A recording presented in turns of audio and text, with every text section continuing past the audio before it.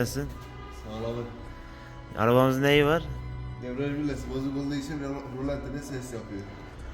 Debriyaj bilesi bozuk. Rolantede debriyaja bastığında hafif gıcı gıcı gıcı ses yapıyor. O yüzden aracın şanzımanı inecek. Araç 1.3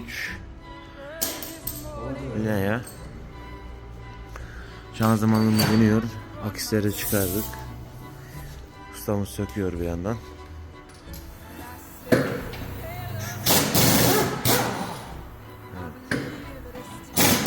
Böyle bilgiler için bize ulaşabilirsiniz. Her üç türlü bilgiler için.